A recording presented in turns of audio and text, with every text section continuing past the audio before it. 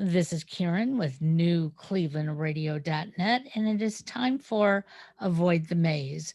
And Avoid the Maze is about journeys. Well, we're all on a journey. And I think once you hear Jamie Mo Crazy's story today, you're going to see that it probably was not a journey that she was expecting. And oftentimes that's what happens. We sort of plan our life ahead and we think we know exactly where we're going, and we take twists and turns, and it comes out a lot different. But a lot of times it comes out absolutely wonderful. So, Jamie, welcome to New Cleveland Radio, and tell our listeners a little bit about yourself, a little bit of background. Thank you so much for having me. This is Sure. fun. All right, a little bit of background. Well, I was a very athletic child and I did lots of sports. And actually, when I was 9 years old, I won state championships in gymnastics and I won state championships in skiing. And I had an article and I said, my sports fantasy was to combine skiing and gymnastics. And I didn't Interesting. know, yeah, Yeah. I didn't know how to do that at the time. And then when I became a little bit older, something was invented called slope style skiing, which you get judged on your overall impression and you have multiple jumps and rails and you're do flipping and spinning and it's over the course of a whole run. And so it was gymnastics on snow. And so I started competing in it and I went up to X Games, was traveling around the world. I was climbing up that mountain of life. Yep. And then on one day, on April 11th, 2015, I was actually competing at World Tour Finals in Whistler, Canada, when on my second run, I landed my double flip, but I caught an edge and I whiplashed my head onto the snow in such a way my brain started bleeding in 8 spots. And Wow. I hurt my right brainstem, which paralyzed my right side. And all of a sudden, I was caught climbing that mountain by a metaphorical avalanche that slid me down to the bottom. So I was in a coma for 10 days.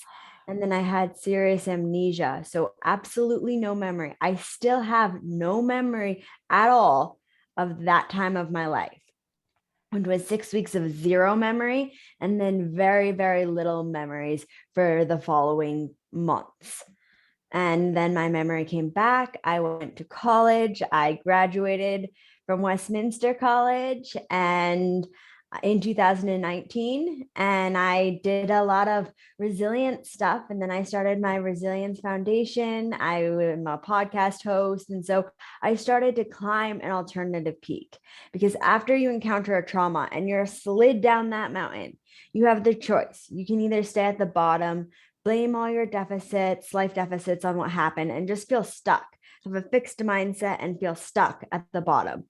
Or you can, like you alluded to at the beginning, climb an alternative peak and it might have even better views than the peak you were originally on. If you don't Absolutely. start to climb, you're never going to get up that peak. And that goes with anything in life. Okay. It doesn't have to be a major accident that you were in. It could just be just something that changes the pace of your life. And sometimes we do get stuck and we go, you know what? Um, I was on my way up. I didn't make it. And so I'm just going to stay here. But if you just stay in that spot, nothing happens. And that's basically what you've proved, that, hey, you had to fight it all. But was there anything prior to the injury that could have prepared you for an accident and how you would live your life? Yeah. So before the injury, I had been raised by what we now have coined as the Mo Crazy method. I was raised by my mom, who has a master's in psychology. She's doing her PhD in mind body medicine. She has a billion certifications. So she's very educated. And I was raised by her with the idea to be your own personal best every day. And as a child, I thought I understood that. And I was always fighting to be the best and perform at the top of what I could perform. And then after my accident, I really understood what be your own personal best truly means. It means that my best went from becoming the first woman in the world to do a double flip at X Games, like breaking ceilings, to struggling to walk up a flight of stairs. Struggling. It took me over a week to swallow water after my feeding tube was Wow. taken out. So all of a sudden, what I currently could do, my current abilities changed dramatically. And it's easy to see in my injury the dramatic changes. However, like you pointed out, all of this is very important for any struggles and any changes you encounter. Because I voice quite often, everyone wants to hear about my injury, my recovery. Yet it was so visible at the beginning because I all of a sudden couldn't walk up the stairs. I couldn't ride a two-wheeler. I had to relearn all these things. And so everyone's like, yes, Jamie can walk again. That's amazing. And it was, but it was, I felt, because I had been an athlete my whole life, I knew how to set goals and Sure. accomplish them. And it was very visible. And I had so much support.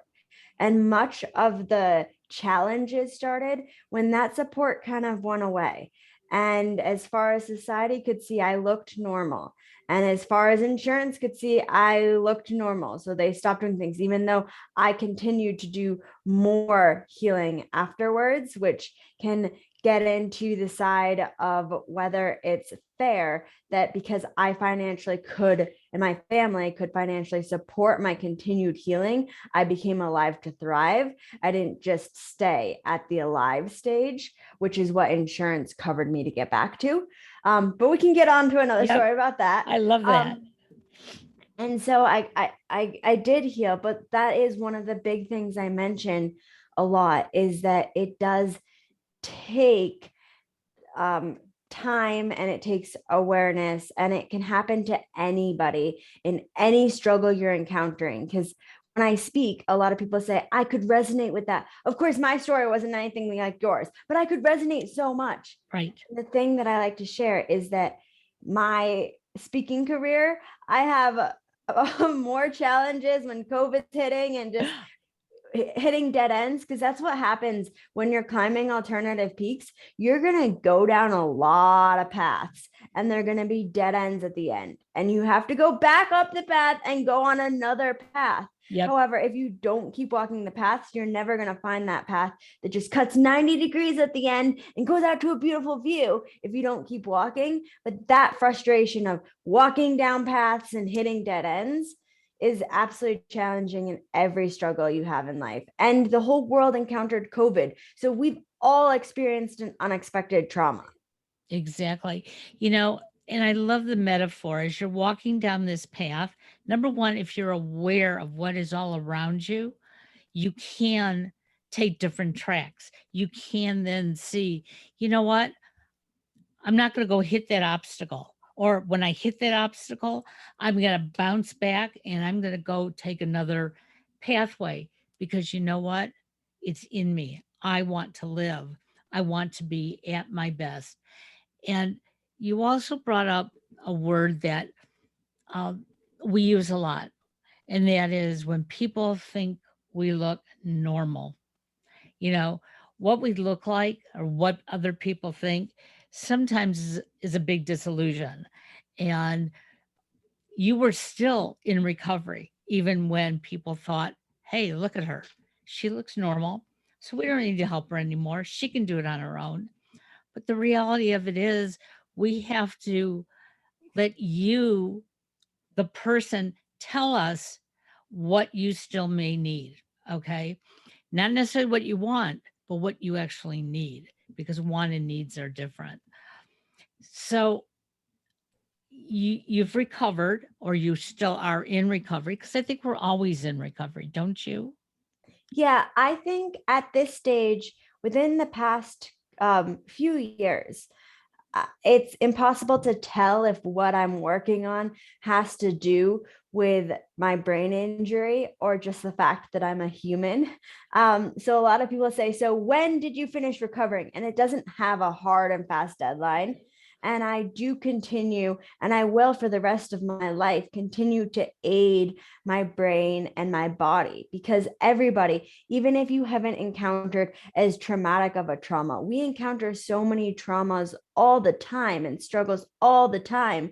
They're like, our brains get tired, our bodies get tired, and we all need to pay attention to what we're putting into our bodies. So, like, what we're consuming and like the supplements we're consuming. I take a supplement for brain health, and it has something specifically for functioning your brain. And I take it, and I will for, do little things like that forever. And like making sure that when I feel stressed and overwhelmed, I know that I need to meditate, I need to calm down, or paying attention to my life and saying, okay, I'm feeling a little bit stretched out now. I need to go on a hike or do something to center my mind and enjoy life. And I think that that's one of the biggest gifts that I got from my brain injury, was that in my recovery process I had so much work with occupational therapists, speech therapists, physical therapists, and then with my mom on the side I would also do hours of work with her.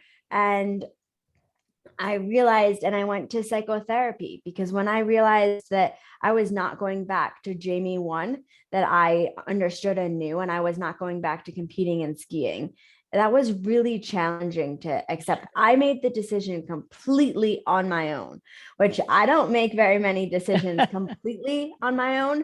But this was like, my parents didn't have anything, because my mom was like, don't have any, because I was 22, and she was like, don't like lead Jamie either way. She needs to make this decision.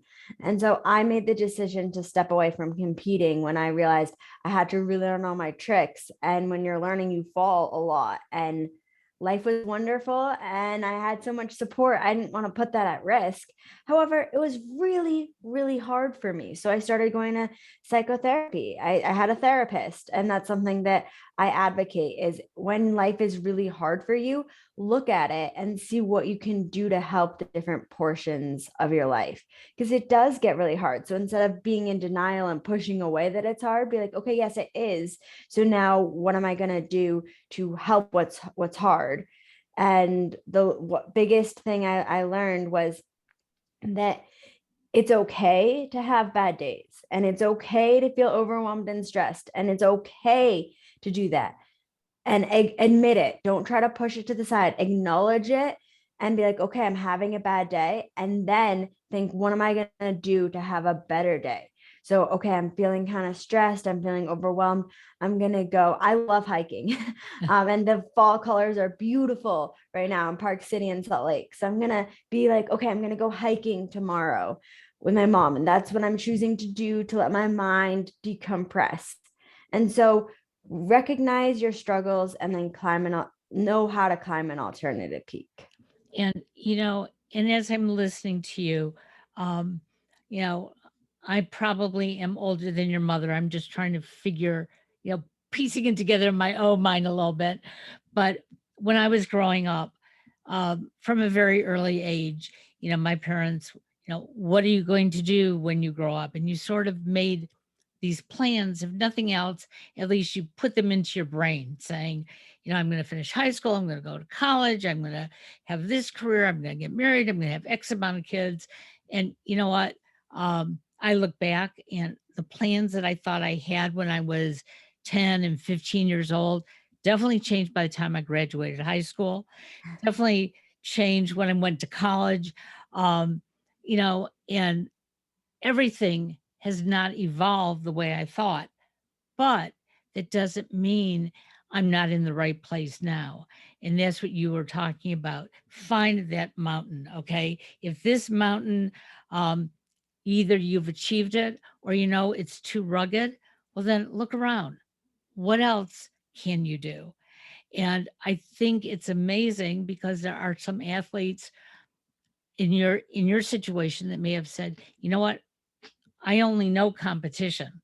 And because I only know competition in skiing and tricks, and I have to go back to it, even if I get injured.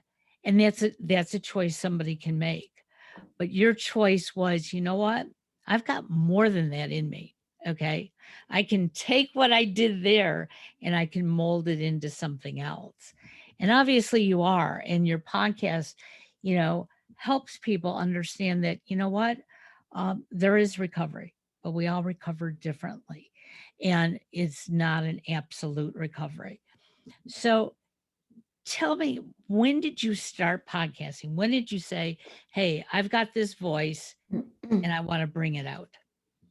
Well, how I started podcasting was actually I was interviewed by a woman named Donna Figurski on the Brain Injury Radio Network. And I was interviewed on her about my brain injury in, I think it was 2000. Yeah, it was 2017, like the very beginning of 2017.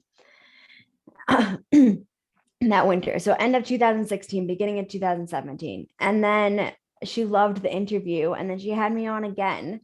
And then in the summer of 2017, and then she asked if I wanted to be a host on the same channel. And so I took it up. And then that fall, I was actually doing a study abroad in France. So I had like two in the US, and then I had them in France, and they were live shows. And so it was at 5:30 p.m. Pacific Standard Time, which Okay. is 2:30 a.m. in the middle of the night in France, which meant every other week on Sundays, I would wake up in the middle of the night and have my show and interview the people.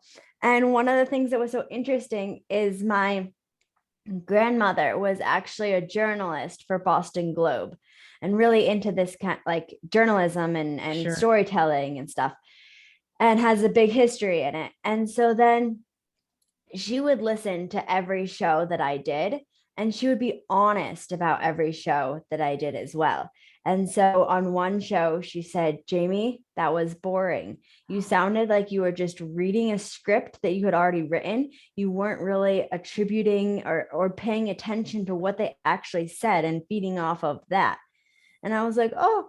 And so then I made the changes. And then she said, Jamie, that was amazing. And that means it actually was amazing in her mind. It wasn't just a grandmother saying positive things, it was truly genuine, which I loved. And so that's how my podcast started growing. And then actually last year, we're almost a year out in November, I had to switch recording platforms so it could grow larger. Sure.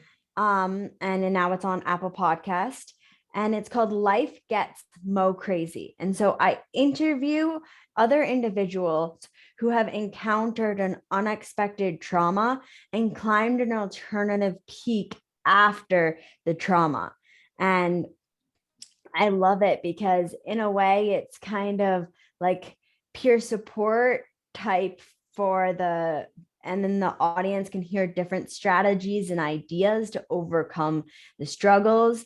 And I've just noticed some of the people I interview say, wow, this was so amazing for me to have the opportunity to open up about my story. Right. Because so many of them don't tell their story that often, and don't really attribute things or recognize what links back to the trauma they experienced. So it's nice for them to be able to share the trauma and share how they started to climb an alternative peak after and what they're still working on. Well, and that's why I was so excited about having you on here because, you know, we interview a lot of people in a similar way, but it doesn't even have to be trauma. It could just be, you know, any journey that they've taken, you know, share the obstacles that you have faced. How have you gotten around them? Um, because, like I said in the beginning, sometimes we get to a place in our life and not just us, but the people around us expect us to do the exact same thing we've always done. And that exact same thing we've always done may not be right for us. And it may not be right for the people around us. So we need to look and say, hey, what can I do differently? And if I can't figure it out myself, listening to your story, somebody else's story, it's sort of like, oh, yeah, I recognize that. Okay. I didn't get hurt like you did, but I got hurt in a different way. And now I have to face the challenge. So I'm so glad that you do this. And we're going to make sure that we have the link here in this storyline as well. So people will get out to listen to your podcast. But in addition to your podcast, you have a foundation. Is that correct? Mm-hmm. So tell Mo us about Crazy. that. Yeah. Yeah, I'd love to. Mo Crazy Strong. And I actually have it tattooed on my arm Love it.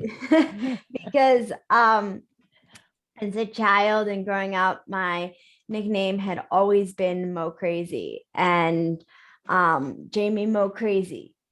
Jamie Mo Crazy. So my birth last name was Crane Mosey, and the Mosey is French. And so everyone mispronounced it, and it was never like rememberable. Right. So the announcers would say, Jamie Crane Mosey, the Mo Crazies on course. And I did a lot of crazy things. I was the first woman to flip off of a rail, do a double flip. So kind of stuck. And then at the time of my crash, my little sister Jeannie, she started the hashtag Mo Crazy Strong because I had supporters in the little world of skiing. I was well known. And so I had supporters from all over the world sending love, sending energy. And my story was shared on all sorts of different TV networks and stuff. So, anyways, to link my support together. So it all had the hashtag Mo Crazy Strong on it. And then we created a website. And mostly that was Jeannie at the time who created the website. And then we started reaching out, like people would contact us and say, like, hey, do you have advice about this? Or like, do you have advice about that? And we started reaching out. And then we really, within like when I graduated college in 2019, we took it and we strengthened it and we became professionals. So we first made it lots of changes business wise, and made an LLC when the process of transferring that over to a nonprofit. But it's called Mo Crazy Strong. So the website Mo Crazy Strong was all reconstructed professionally. So now that's a big thing that we were working on. It took us months for the copy editing. Absolutely. I'm sure. Yeah, and all that stuff. But so basically when COVID was hitting, that's what we filled up our time professionally with, is reconstructing this brand. And now we offer education programs to caregivers and survivors of brain injury, and also to the people who work with those who encounter brain injury, because many people do.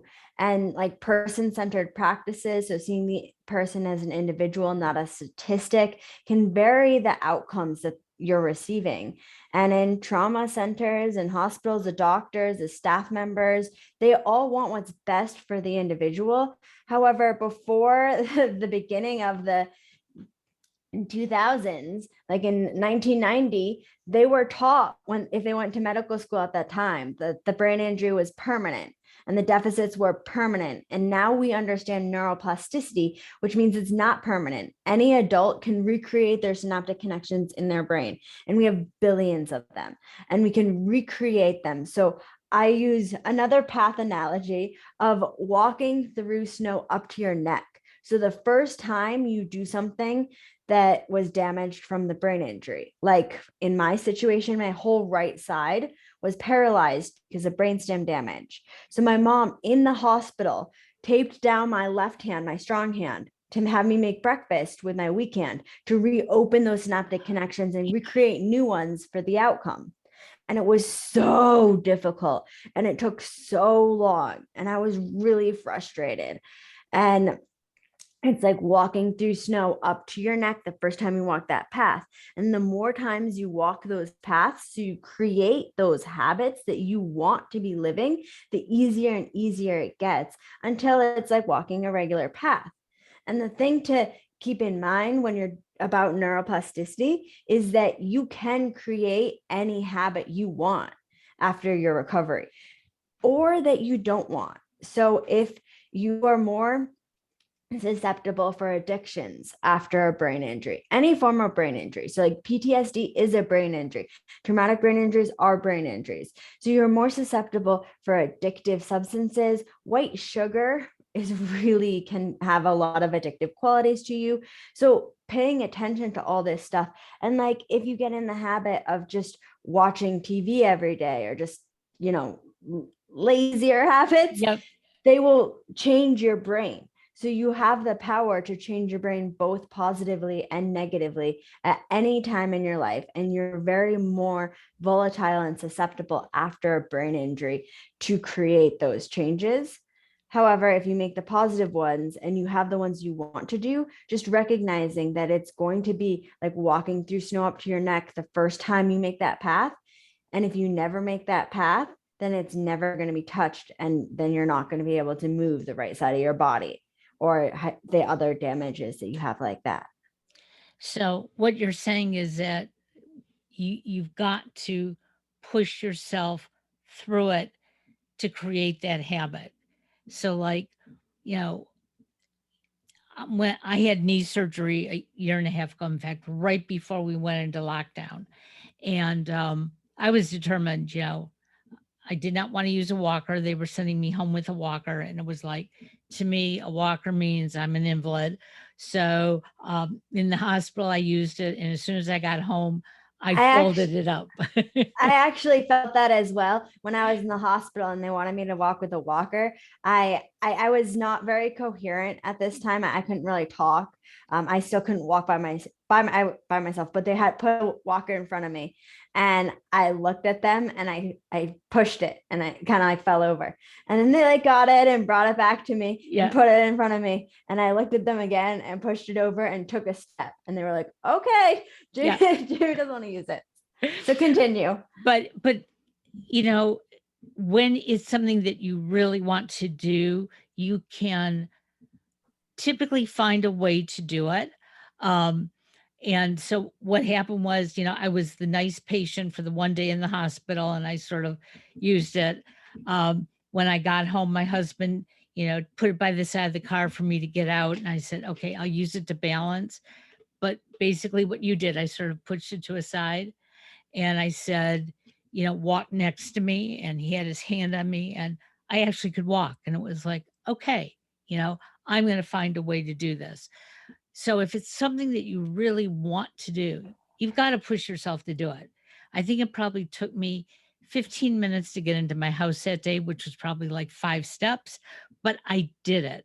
And that's what, again, my brain said, okay, you can do these things. Same thing with when physical therapy came and, showed me what I was supposed to do for my physical therapy. My first reaction was, I can't do that. And then I thought, wait a second, if I don't do it, what's going to happen? But not everybody has that will like you or like I to make those changes. So do you get people who will contact you regarding your podcast and say, "Hey, I can't do what you did." Yeah, I do. I do encounter that. People, and sometimes people just don't have enough confidence in themselves, or they feel like they should say they can't do it, or I have a bug. The Yeah. comparison, and they want to put themselves down a little bit. Um, and sometimes they can do it. It's just the mindset thinking that they can't before they even really tried. Right. And that's one of the things that we really try to share about with the Mo Crazy method, Mo Crazy Strong. We actually just on Sunday we're doing a workshop at the National Ability Center in Park City, for people who work with caregivers and survivors of brain injury. And one of the things is to really focus on your current life and what you can do. So while in one sense, you do want to walk down that path, at the same time, don't try to overdo. Don't try to push too hard or feel like you're insignificant because you can't walk down that path, or because you're struggling to walk down that path. Some of the things, like when I left the hospital and I went to outpatient therapy, and then I was living at my mom's house, and we would do yoga because we wanted to get back my movement. And now, when I say we would do yoga, we did 5 minutes of yoga, basic poses, really a lot on the breathing, focusing on breathing and relaxing. And we also made sure to do shavasana, which is where you lie down at the end and you just calm your mind down, because we believed, I say we, my mom, my mom believed that it was very important to learn how, when you're picking your mind up, like when things are starting to run again in my mind, to also be able to calm it back down. So doing things like 5 minutes of yoga instead of an hour of yoga, and doing things like to keep your body movement, even if you're like sitting, you just like stretch your arms out. Just make sure that when you're walking along the path, you don't feel like, if you aren't able to walk along the path the way that I currently can walk along the path, you shouldn't walk along the path, which goes back to being your own personal best. If the way you walk down the path means you're walking down the path, that's what you need to do, not compare yourself to other people and feel insignificant and insecure because you can't walk down the path the way that you think that they can. You still can walk down the path at your own personal best for that day. So that's what you need to do. And I love the comment, your own personal best, because we all don't have the same likes and dislikes. We don't have all the same talents. Okay. And I sort of joke about this a lot. I have two sons. One um, has a voice that could melt you when he sings. The other one has never even attempted to sing. Okay. Um, and yet they both have such very special talents in their own way.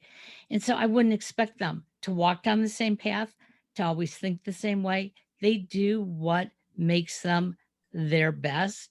And Mhm. I think when we can start doing that more and stop comparing ourselves, you know, uh, getting on Facebook and saying, oh, I need to look like that. Oh, my friend just ran a 5K, so I should go run a 5K. Not necessarily. What is your best to do?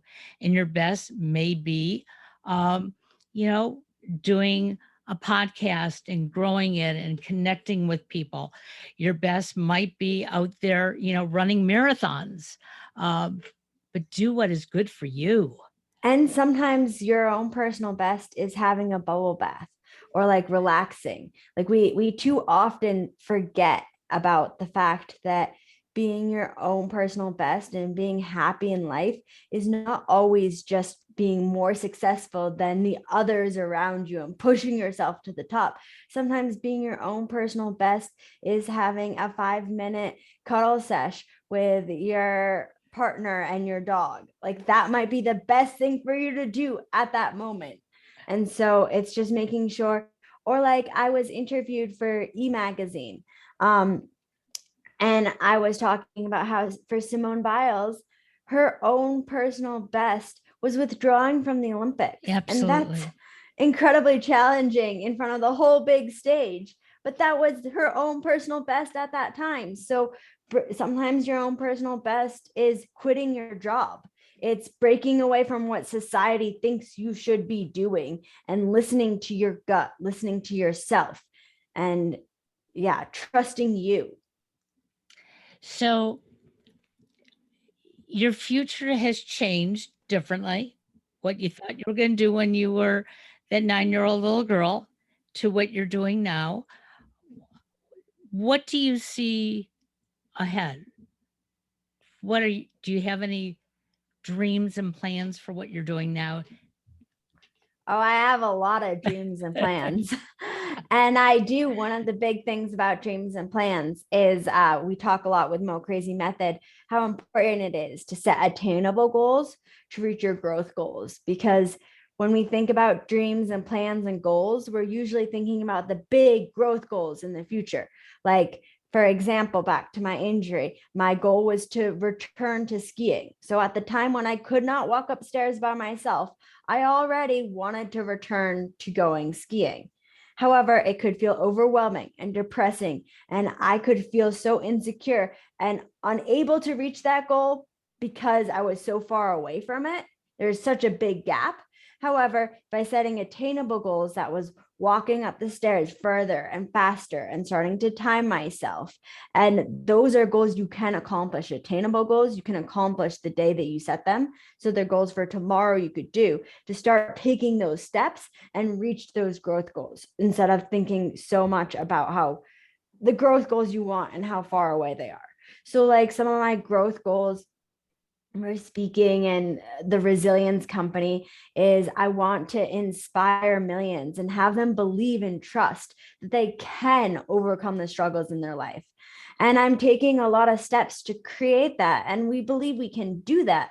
But that growth goal is so far away still, like especially with COVID. Like I'm not walking out on a stage in front of 10,000 people. That's my goal. That's what I want to do. I want to walk out on a stage in front of 10,000 people. And so to keep myself from feeling overwhelmed, just focus on little attainable goals, like okay, reconstructing the website, okay, reaching out to these speaking bureaus, okay, being on this podcast, like taking steps that I actually can accomplish is one of the big things. So we want to, our big goals for Mo Crazy Strong are to inspire lots of people and then also mission focused things. So more education surrounding brain injury recovery in trauma centers, people who are connected to it, for survivors and caregivers themselves, activity-based therapy. And just with the education, the person-centered practices was a huge part of my recovery process. I won't get into all the details about that, but there was a huge part, my family's involvement. We actually changed the protocol at Vancouver General Hospital because of how my older sister is a doctor. She became my primary care physician. She said it was mandatory for my mom to stay in when they were doing the rounds because usually the family members have to leave.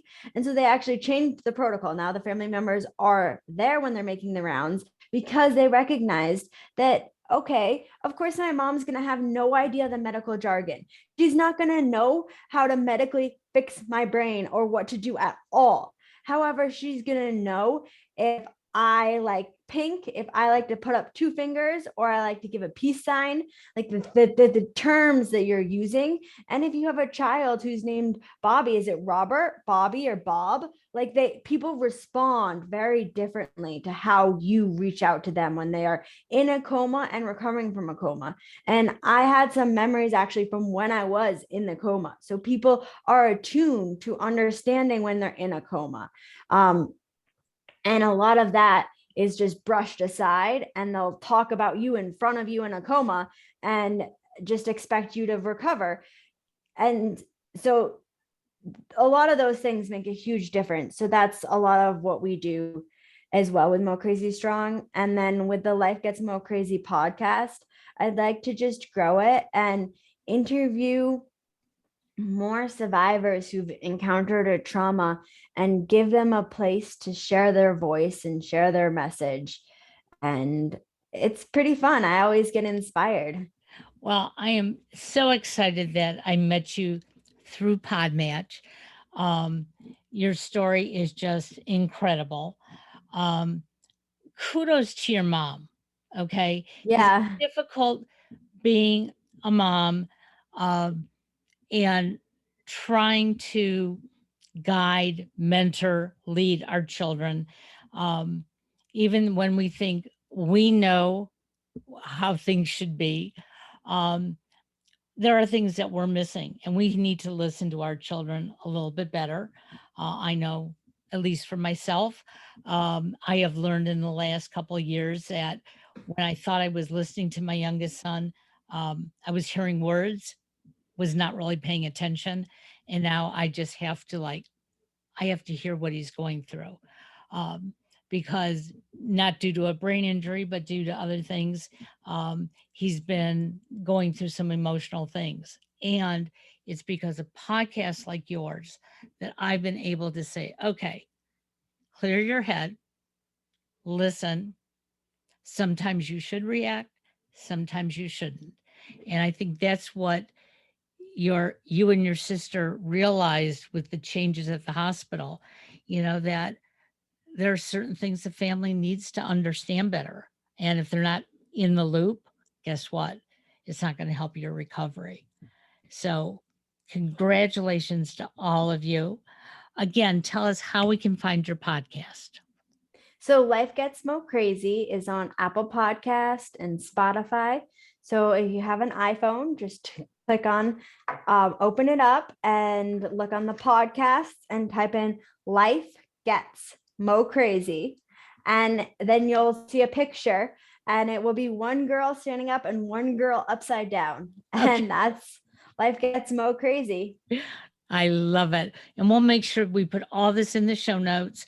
So, for those of you listening, there's no reason not to be able to get to the site. If you have a story for Jamie, how would they connect with you if they wanted to share their story with you? Yeah, the best way to connect with me is through mocrazystrong@gmail.com. That's our email.